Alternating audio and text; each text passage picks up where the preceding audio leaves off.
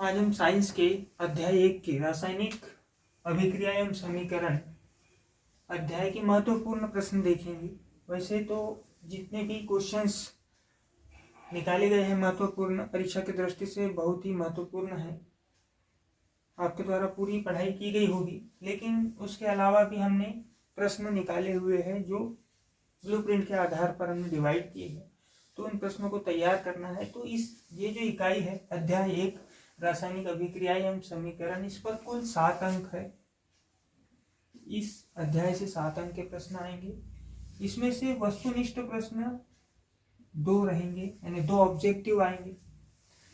एक 2 अंक का प्रश्न आएगा और एक 3 अंक का प्रश्न आएगा। इस प्रकार इसमें प्रश्नों की संख्या हो जाएंगी 2। तो पहला ही अध्याय हमारा रासायनिक अभिक्रिया एवं समीकरण, उस पर कुल अंक 7 आने वाले हैं। उसमें से 2 ऑब्जेक्टिव आने वाले हैं, एक 2 अंक का प्रश्न आएगा, एक 3 अंक का प्रश्न आएगा। और ऐसे कुल प्रश्नों की बात करें तो प्रश्न आएंगे 2। आपको इस अध्याय से इन प्रश्नों के अलावा ऑब्जेक्टिव भी तैयार करना पड़ेगा, क्योंकि इस अध्याय से 2 अंक के ऑब्जेक्टिव भी आने वाले हैं। तो ये जो कुछ क्वेश्चंस निकाले हुए हैं, इसमें 2 अंक के भी क्वेश्चन शामिल है और 3 अंक के भी शामिल है। पहला प्रश्न है, रासायनिक समीकरण आप क्या समझते हैं? रासायनिक समीकरण से आप क्या समझते हैं, उदाहरण दीजिए। यदि सिंपल इतना पूछा जाएगा रासायनिक समीकरण से आप क्या समझते हैं, तो 2 अंक में आएगा। रासायनिक समीकरण से आप क्या समझते हैं, उदाहरण दीजिए, तो 3 अंक में भी आ सकता है। दूसरा प्रश्न है, ऊष्माक्षेपी अभिक्रिया को उदाहरण देकर समझाइए। अगला प्रश्न है, ऊष्माशोषी अभिक्रिया, ऊष्माशोषी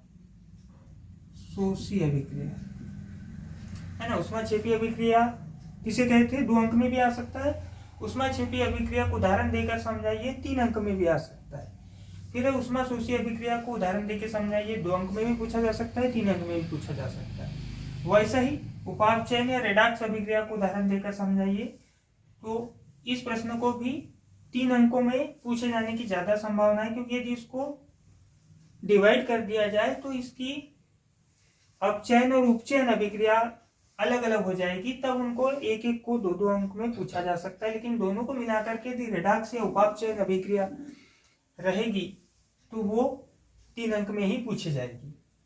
वैसे ही अगला प्रश्न है, श्वसन को ऊष्माक्षेपी अभिक्रिया क्यों कहते हैं? ये 2 अंक में पूछा जा सकता है। संयोजन अभिक्रिया को उदाहरण देकर समझाइए, ये भी 2 या 3 अंक में पूछा जा सकता है। फिर वियोजन या अपघटन अभिक्रिया से आप क्या समझते हैं, उदाहरण दीजिए।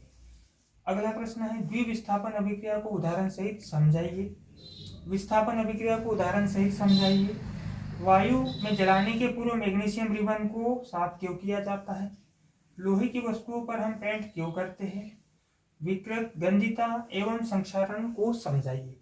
तो इसमें हमको ये ध्यान में रखना है कि जो ये प्रश्न है टिप्पणी में भी पूछा जा सकता है, 1.5 नंबर का। सिंगल भी 2 अंक के लिए पूछा जा सकता है, तो विकृति गंधिता पूछी जाएगी या संक्षारण पूछा जाएगा।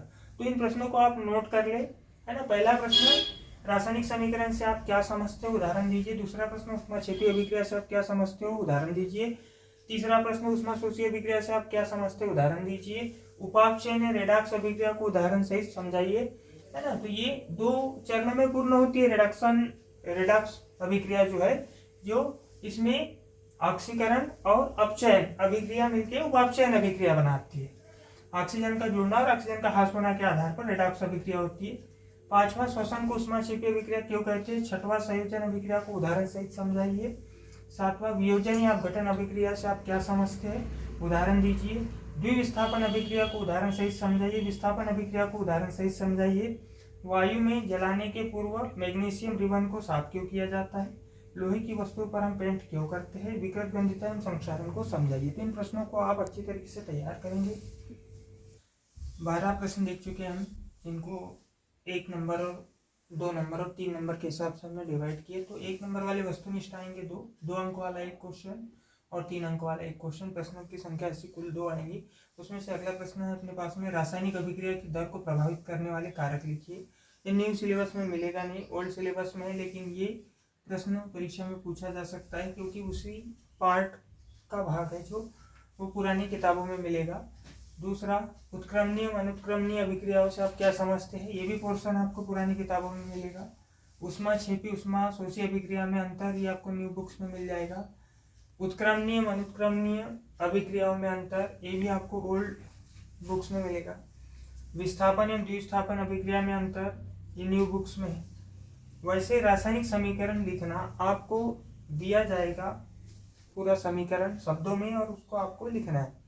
जैसे चूना में पानी मिलाने पर भुजा हुआ चूना बनता है, उसका समीकरण लिखना है। इस प्रकार के प्रकार समीकरण लिखने वाले आएंगे। कुछ समीकरण आएंगे जो असंतुलित रहेंगे, उनको संतुलित करना है। तो इस प्रकार हमने इस अध्याय से कुल 19 प्रश्न निकाले हैं। 19 प्रश्न में 2 अंक के भी प्रश्न कवर है और 3 अंक के भी प्रश्न कवर है। कुछ प्रश्न इसमें से ऐसे हैं कि जो आपको न्यू बुक्स या गाइडों में भी नहीं मिलेंगे, उसके लिए आपको पुरानी बुक्स का इस्तेमाल करना होगा या पुरानी कॉपियों का इस्तेमाल करके। जैसे कि रासायनिक अभिक्रिया की दर को प्रभावित करने वाले कारक आपको न्यू बुक्स में नहीं मिलेगा, गाइड में भी नहीं मिलेगा, अभी की न्यू सिलेबस की गाइड में नहीं मिलेगा। उत्क्रमणीय अनुत्क्रमणीय अभिक्रिया भी आपको न्यू बुक्स न्यू गाइड में नहीं मिलेगा। ऊष्माक्षेपी ऊष्माशोषी अभिक्रिया में अंतर आपको मिल सकता है, परिभाषा मिल सकती है। उत्क्रमणीय अनुत्क्रमणीय अभिक्रिया के लिए आपको ओल्ड सिलेबस ही देखना पड़ेगा। विस्थापन द्विस्थापन मिल जाएगा। रासायनिक समीकरण लिखिए, रासायनिक समीकरण को संतुलित करना। तो इनके पर्टिकुलर एग्जाम्पल मैंने इसलिए नहीं दिए क्योंकि कोई भी प्रश्न एग्जाम में आ सकता है। जैसे उदाहरण के तौर पर हम ले रहे कि चूने में पानी मिलाने पर भुजा हुआ चूना प्राप्त होता है, CaO + H2O = CaOH whole twice 2। लेकिन इसके जगह दूसरा भी समीकरण पूछा जा सकता है, इसलिए ये 2 प्रश्न तैयार कर सकते हैं और में इनके दूसरे भी प्रश्न आ सकते हैं। कभी कभी ये प्रश्न मेन आएगा, ये और में आ जाएगा, इसलिए समीकरण लिखना भी आना चाहिए और समीकरण संतुलित करना भी आना चाहिए। तो नेक्स्ट वीडियोज में बचे हुए अध्याय के IMPs आप लोगों को मैं बताऊंगा। अभी पहला अध्याय हुआ है, बचे हुए जो हमारे 10-11 अध्याय हैं उनके नेक्स्ट वीडियो में आपको IMP क्वेश्चंस मिलेंगे।